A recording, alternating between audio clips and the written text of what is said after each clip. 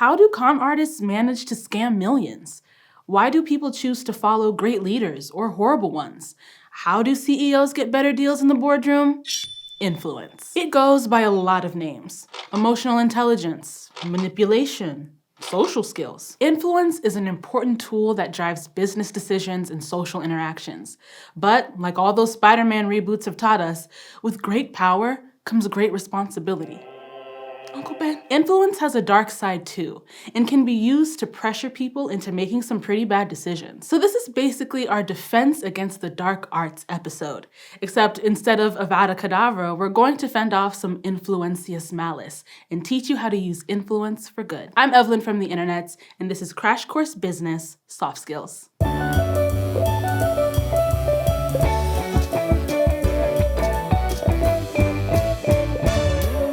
Last time, we talked about the rational reasons for trusting other people.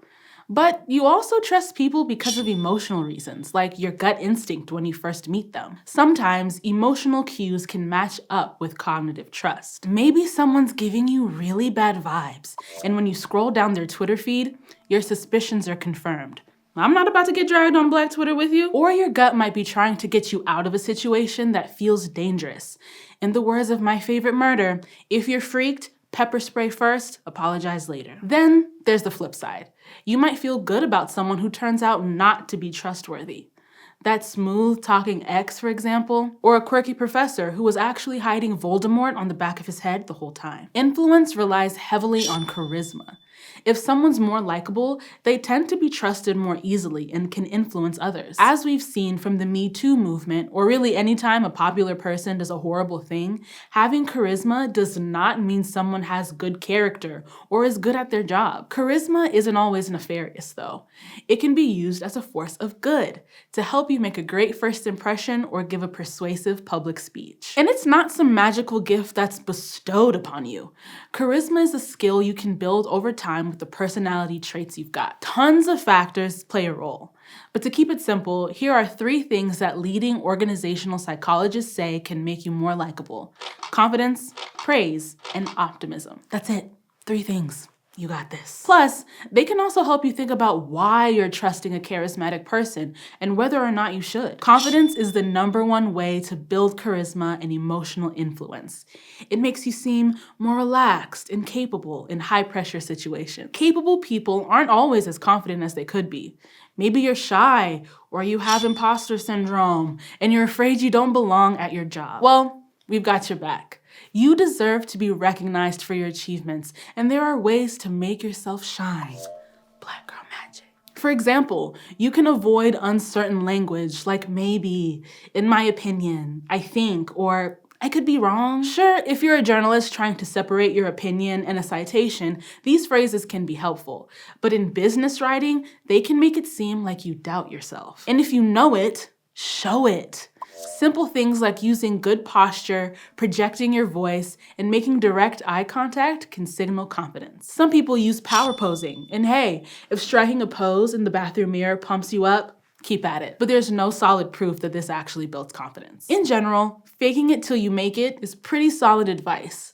But if you aren't sure about what you're talking about, you can leave things to experts instead of risking your credibility. All of these tips can also help you analyze why someone else might seem confident, so you don't misplace your trust. Leslie Knope was confident, but she also really knew her stuff and had the policy proposals, experience, and binders to prove it. On the other hand, Bobby Newport had a ton of rich, white man confidence, but he was full of air. So avoid being influenced just because someone acts like they know what they're doing.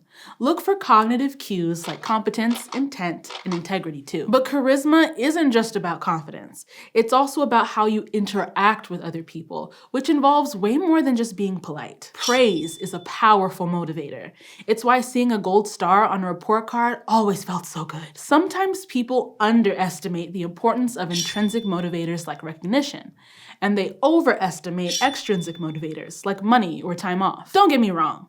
Equitable pay is a real thing that needs to happen.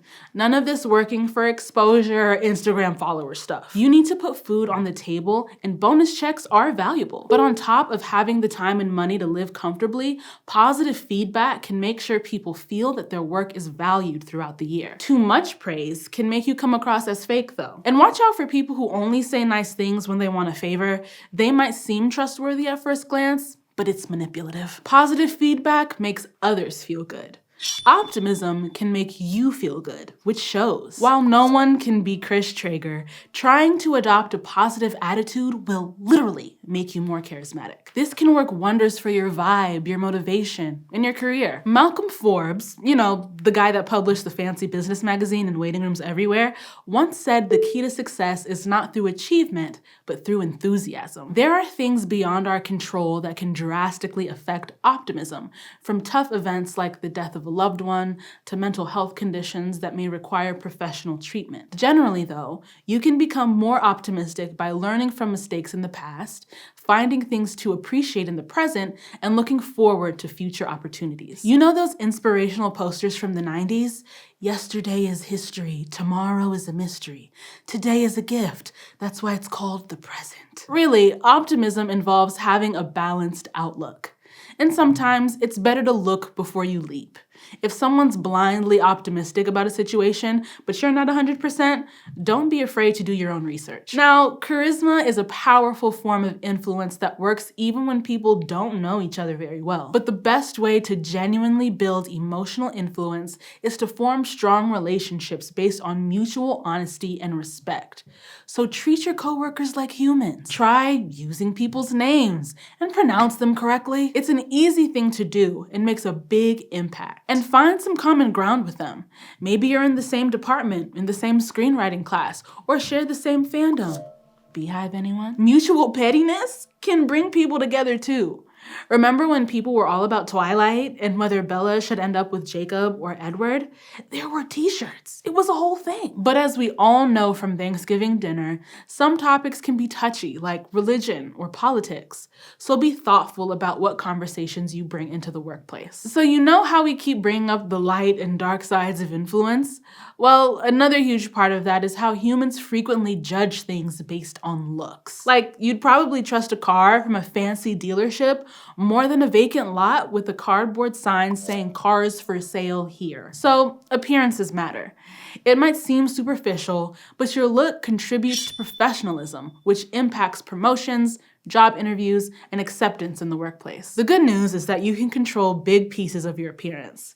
Do your hair, brush your teeth. Don't show up to work in pajamas with pizza stains from your Stranger Things binge last night. It shows you take your job seriously if you wear clothing that fits your office and profession. Some businesses have dress codes, uniforms, or frown upon people wearing something drastically different. So find ways to express yourself that fit your workplace, like wearing that vintage dress you love or trying to pull off a polka dot bow tie. But remember that not all aspects of appearance are within your control. We have messy biases based on gender, race, or even arbitrary things like attractiveness. And yeah, a lot of the time it sucks. You can't help it if you look eerily similar to someone's manipulative ex, or if your resting face is angry. And sometimes what's deemed professional isn't necessarily fair, like dress code policies on natural hair. So it's important to recognize what drives your reasoning for trust. Like, have you put too much trust in the demure old lady in pink when really she has a horrible track record and may be entirely unhinged? To see how all these elements tie together, let's go to the thought bubble. Bernie Madoff was an incredibly charismatic and well-liked businessman. He treated his employees like family. He appeared to value loyalty and honesty. Now, he's known as the Wizard of Lies. Madoff swindled customers and employees out of almost $65 billion through one of the most costly and destructive Ponzi schemes of all time. Ponzi schemes are large-scale investment frauds, where initial investors contribute money into a fake business. They get quick returns, which lures more investors who are all paid out of the same pot. It works for a while, until the pot runs out and everything crumbles. Madoff's entire persona was crafted to inspire confidence. He had a well-manicured look, tailored suits, and high-end watches.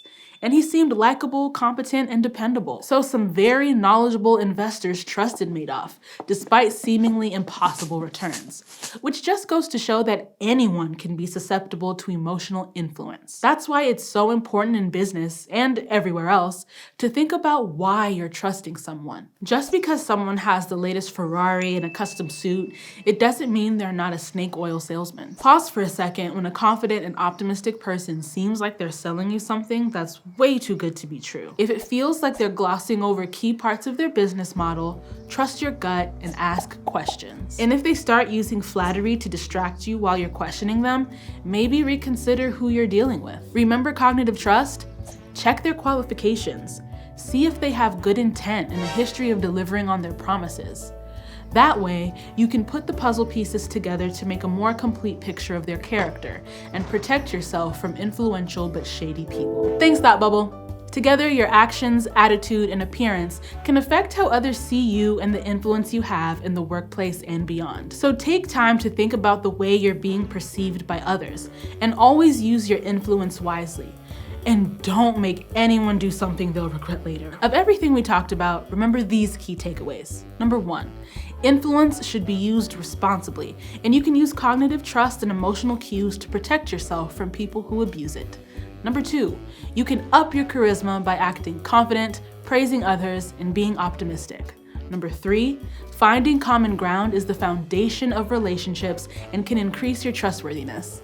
And finally, number 4, appearances do matter. Now that we've covered the foundations of building trust and influence, we can tackle the power of communication.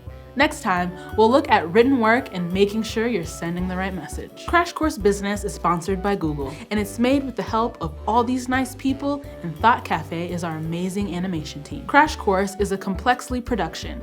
If you want to keep imagining the world complexly with us, you can check out some of our other channels like Nature League, with host Britt Garner as she explores life on Earth and asks questions that inspire us to marvel at all things wild. Also, if you'd like to keep Crash Course free for everybody, forever, you can support the series at Patreon, a crowdfunding platform that allows you to support the content you love. Thank you to all of our patrons for making Crash Course possible with their continued support.